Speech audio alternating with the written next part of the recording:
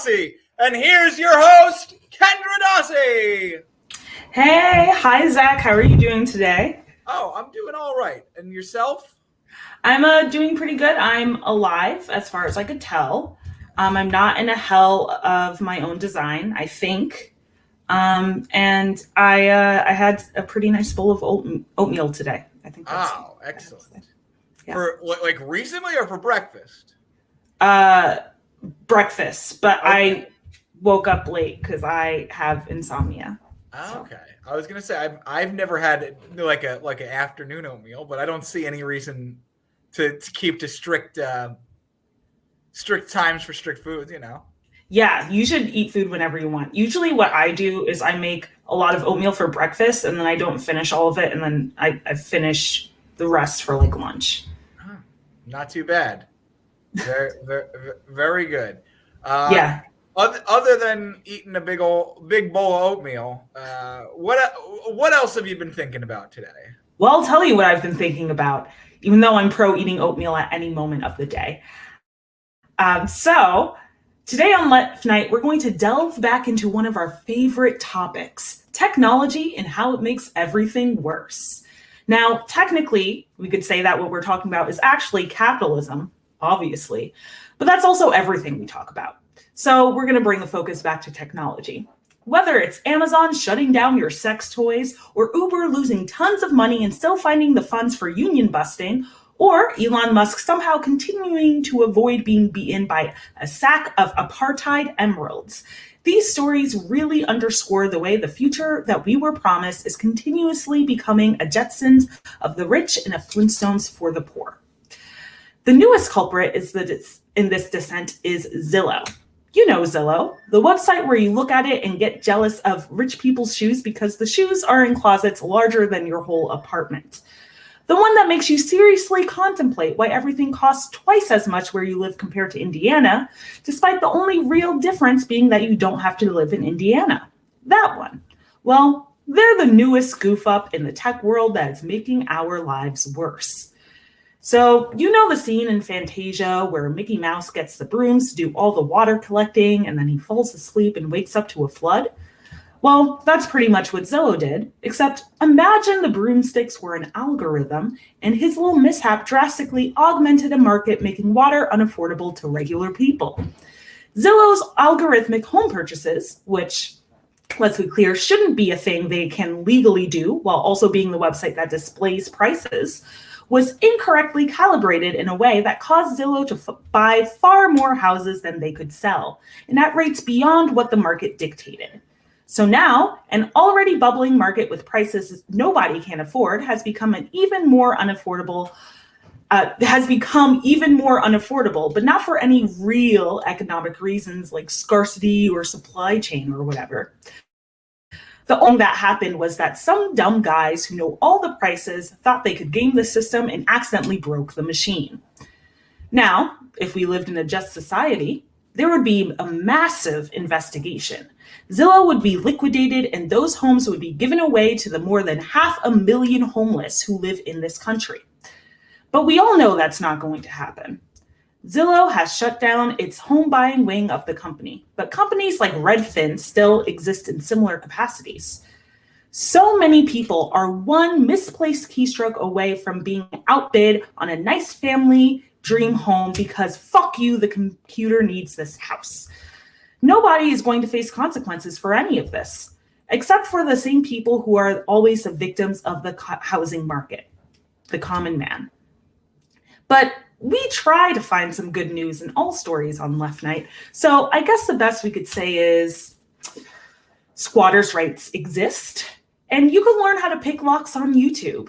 So I say, if there's a Zillow bought house in your neighborhood, it's yours now. And if anyone says anything, just blame the trying to stay alive algorithm.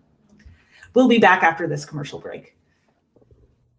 Hey folks, hope you're enjoying today's show. I want to take a quick moment to shout out our sponsor today, which is the Brandon Relief Fund.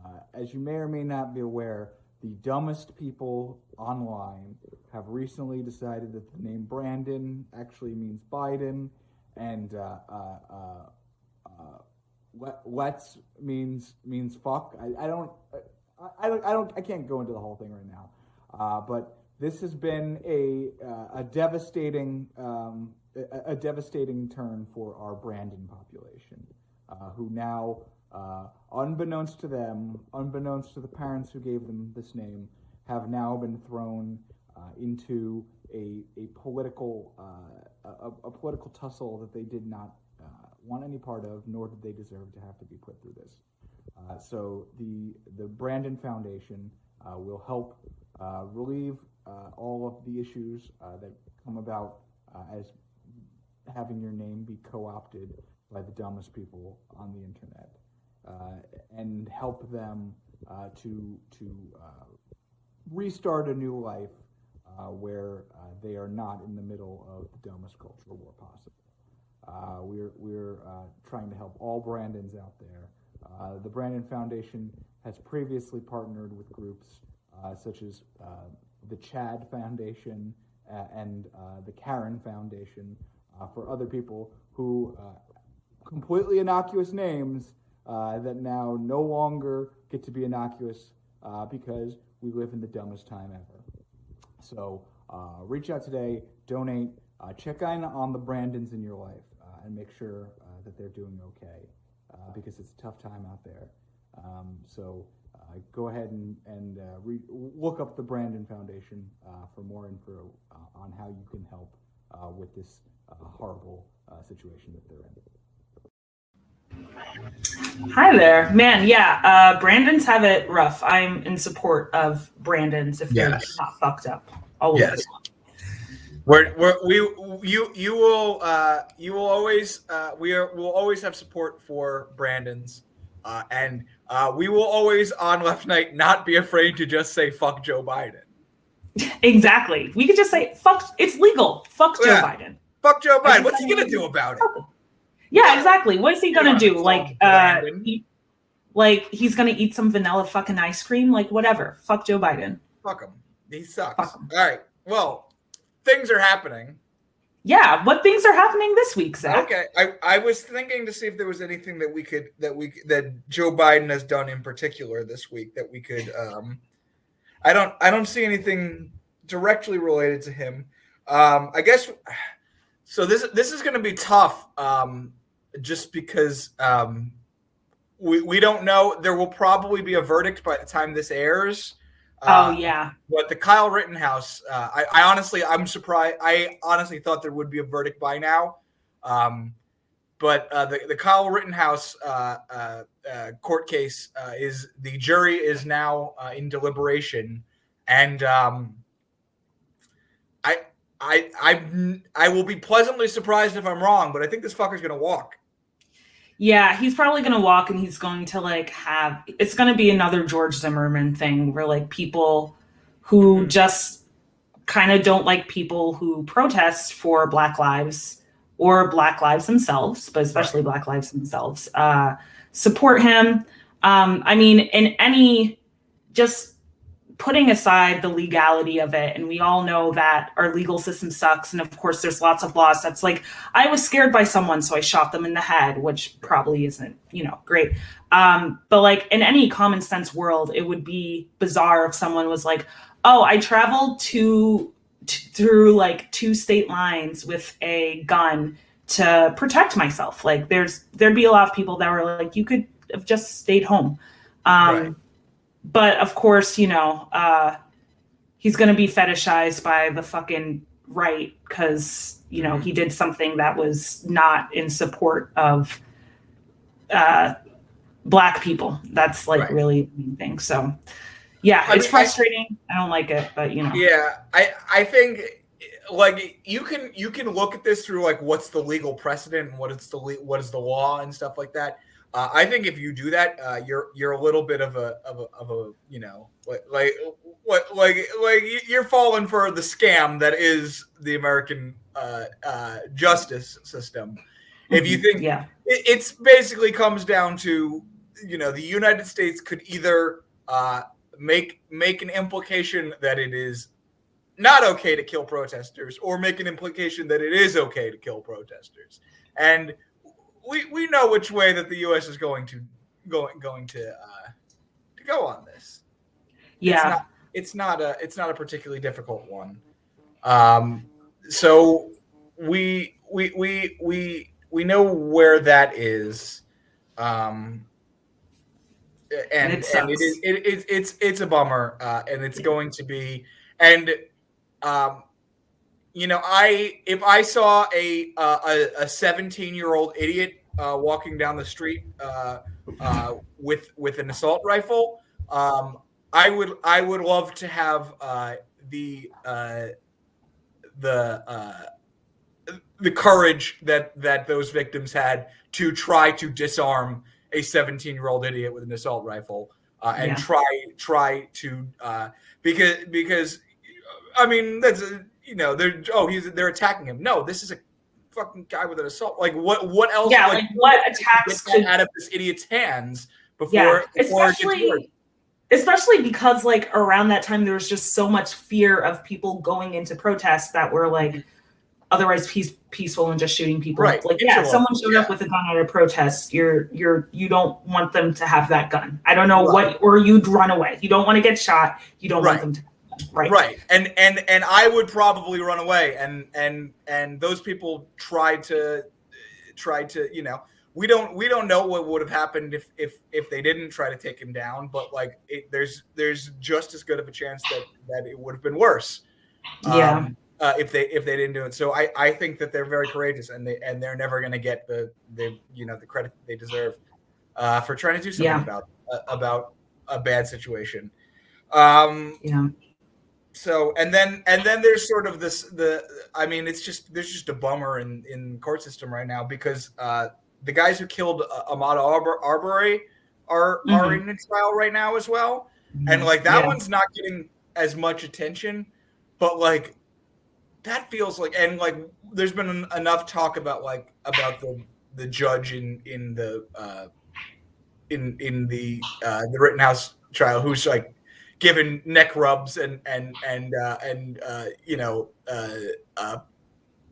cucumber sandwiches to Kyle Rittenhouse, basically. Oh damn. I mean not really, but like I wouldn't even be surprised. That's the thing. Like I could see a judge being like, "Oh yeah, you're on trial. Let me give you a neck rub because you're white supremacist." It's hard to be hyperbolic in these situations, but like you have like the defense in the Ahmaud, and it shouldn't be called the Ahmaud Arbery case because he was the victim. I don't know the names of his murderers, but like they're like trying to get Jesse Jackson kicked out of the courtroom. Wasn't that the trial where they were like no more black pastors? Right. They shouldn't laugh. That's racist and bad, but it's also funnily specific. Like black people could be here, but if you're a pastor, right? Yes. Like people are going to be because it was Al Sharpton first, and then it was Jesse Jackson, and they just because of the racism in our media, they sort of get sort of melded in a way together that's really not fair to Jesse Jackson, who I believe is a far more upstanding individual. But like they're like the idea that somebody's going to be like intimidated or won't be able to judge a case fairly because they see Al Sharpton in the back is just extremely like just a ridiculous idea, and just I on some level, I think it's great that the absolute circus that is our justice system is getting a little bit more visibility to normal people. But I mean, America is too goldfish brain for it to matter. They're going to forget this by the next time there's a high profile case, and you're like, oh no. Yeah, it sucks. I don't like sucks. it. Like should we talk? We can talk about something funnier. What's humorous? What's a humorous thing that happened this week? So the Staples Center, where the large Los Angeles-based venue where the Lakers and Clippers play, along with some other the Kings and the Sparks. It is changing its name to the Crypto.com Arena. Yeah, that's the worst fucking name. Yeah, that's bad. That's not good. So, listen, I know you're not a sports person. I know, but they also hold concerts at the Staples Center. If I told you I had 2 tickets to a concert at the Crypto.com arena, you wouldn't go. Am I right? It doesn't sound like a good concert. It sounds like the type of arena where something will like fall from the sky, like that. It's Yes. not. It does not make you seem like, oh, this is a well functioning and well put together arena. It You're sounds right, like a place that's held together by like chicken wire. It sounds like I go there and someone's going to like mansplain NFTs to me, even though, and then like be like, this is like the cutting edge of art, and then show me one of those dumb like monkey pictures so I could make off of like Pig Crew. Crypto.com sounds like it sounds like I'd get roofied, honestly, which I know could happen anywhere, but I feel like if someone told me like, oh, I got roofied at the Staples Center, I'd be like, oh no. If someone told me, oh, I got roofied at Crypto.com, I'd be like, it was called Crypto.com. Someone bought black tart, heroin, and ketamine and like put it in your drink. Yeah, that it would happen at the Crypto.com arena. Yeah. It is. I don't. It's pretty stupid. But speaking on NFTs, CNN is getting into the NFT game. That's stupid. Tomorrow they are selling NFTs of 2 of their iconic election calls. What? What? How could you? People should just stop NFTs. It doesn't make any sense. It does not make. I mean, crypto doesn't make sense. Yeah. But like it seems to kind of have occasionally applications if you want to buy black tar heroin on the internet. But NFTs, it's like, oh, like you own the property rights to this image, but I could like right click. Like what? Right. Why would someone want to buy that? You own a token that is represented by this image. I don't like it. Yes, it's very silly. I especially like the person in the Venn diagram of like NFT enthusiast and like big CNN election call like fan, like the person who is in the middle of that is deranged. They're a complete pervert, and I'm terrified to find out who's going to buy the CNN election call curve. Same. It's definitely someone with too much money who does not want to give homeless people $100 bills, even though that's a way better use of currency than whatever the fuck this is. Yeah, right. So. It's a real thing will happen if you do that. Yeah. Let's see. Representative Gosser, I believe is the name of the rep, was sanctioned by the Senate or the House of Representatives, I suppose. Okay. For his anime video that he put on Twitter, where he killed AOC. Okay, before you said that, I was gonna say finally some weeb representation in Congress, but that just sounds. You don't want an anime video of you killing another congressperson. I mean, you'd think that would be something that would cause trouble, and but also this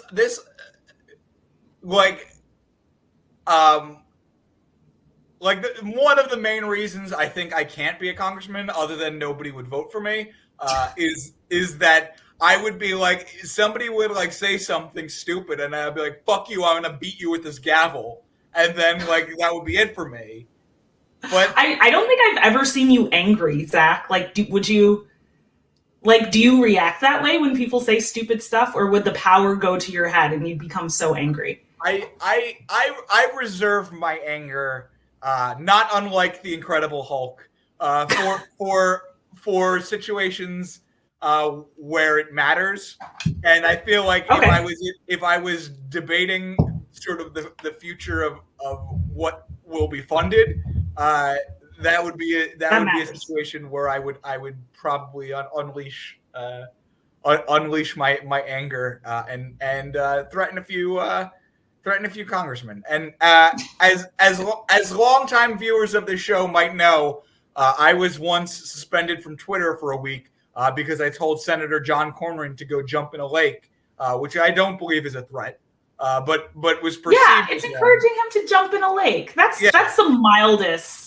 Yes. People literally get like kill yourself on Twitter, but you got like suspended because you told someone to jump in a lake. What if it's a nice lake? Yeah, it doesn't. I don't. Yeah, I specifically chose, like, he tweeted some real racist, like, white replacement theory type shit, and I wanted to tweet something threatening at him, but decided, you know what, that's gonna get me in trouble. I don't want to get in trouble. I'm going to say something harmless, like go jump in a lake, and yet they still got me for that. Representative Gosser did not get any such suspension. Twitter acknowledged that the video violated their terms of service and was grounds for suspension and did not do that. Cowards.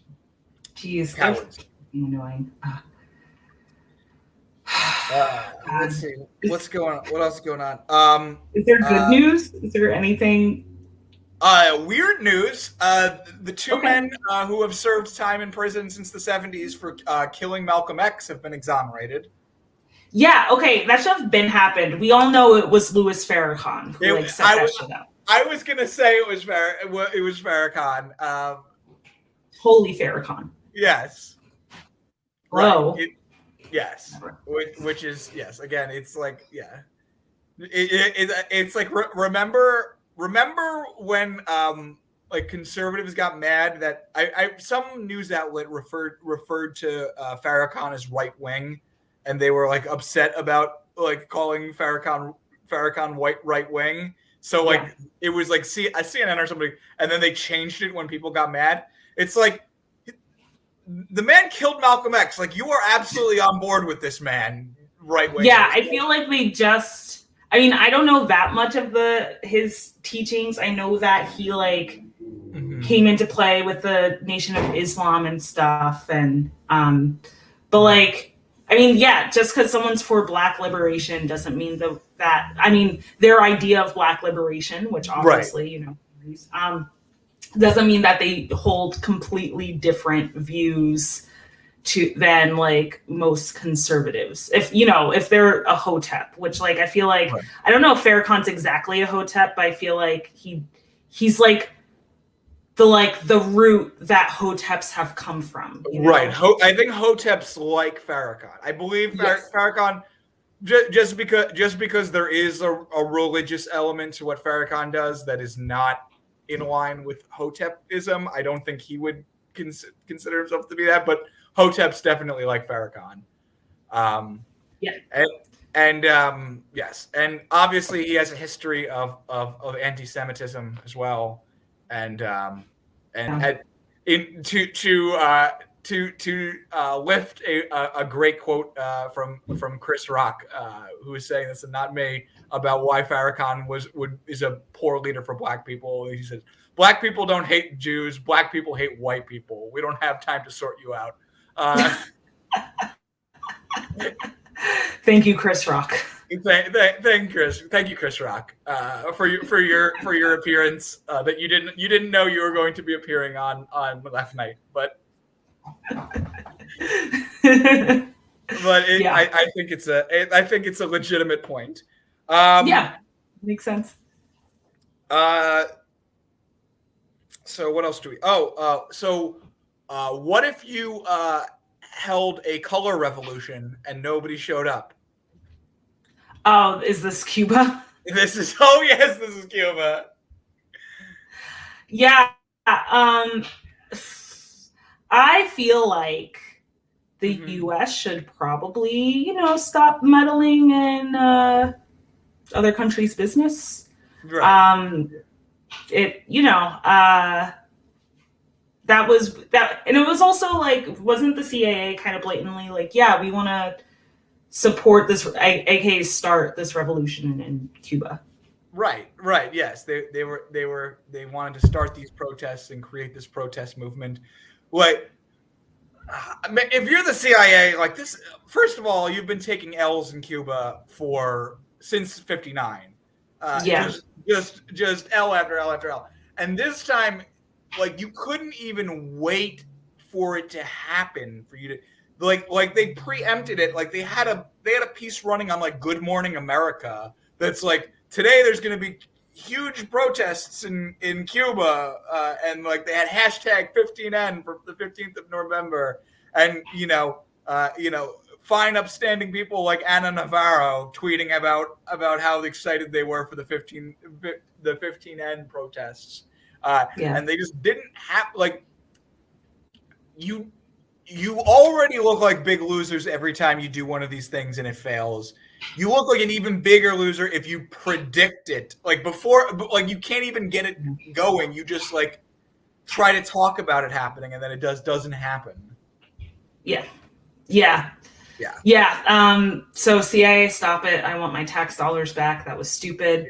Yes. We are getting Oh, go ahead. You'll be happy to know that they are in the midst of passing a $7.8 trillion over 10 years defense spending budget right now. So you're getting, and I don't even know if that's like on top of the money they already have or it's new money. I don't really know how it works, but it's more money for defense. But it's not like we've spent the last 28 minutes or so naming all of the things that could be fixed with that money. It's not no, like, not at all. It's not like we've named anything that would be a better use of that money. There's nothing helpful that could be done. There's no infrastructure or like fight against climate change that could be done with that money. No, we need to like give it to the CIA to be like, yeah, there's going to be a revolution in Cuba, and then like nothing happens. Totally. Zach, do you have any closing remarks for us? I just sang that. I didn't mean to sing. That was operatic. Oh my God. I just want, since we're not going to be here next week, I just want to wish everybody a happy Thanksgiving. I forgot about Thanksgiving. I'm a big Thanksgiving fan. I think it's great that like people talk. I tweeted about this earlier this week, but people talk about like, Christmas is always overtaking Thanksgiving. Like the Christmas season won't stop growing. It's like, well, because America accidentally created a holiday based around being thankful for what you have. Like they forgot that they don't actually like to instill that value in anybody to ever have any graciousness or humility or look to be satiated or to help others in need who don't have that type of. We forgot that we hate those types of things, which is why we created a new holiday immediately. Not even at midnight. Like now it's at like 8 p.m. on Thanksgiving. Like Thanksgiving doesn't even get a whole day anymore before it turns into the number one shopping day in America. So to hell with Black Friday. Up with Thanksgiving. And it's also very easy to celebrate Thanksgiving without co-opting any Native American or Pilgrim imagery. So also avoid that and just enjoy your turkey. Enjoy your turkey, donate to some like Native groups. And, I obviously in this country, the myth around Thanksgiving is very colonialist and genocide-y, but I think the idea of gratitude is not. If we we should maybe like refurbish Thanksgiving a little bit, where it's like hang out with your family and not like, the natives were nice to the pilgrims and the pilgrims were nice to the natives, so we need to eat turkey, because that's not what happened, obviously. And see if there's anyone in your community that can, while you're being thankful, see if there's anyone else in your community that could use some help. Yes, definitely. All right. Well, on that note, happy Thanksgiving as well, or whatever the fuck you want to do next Thursday.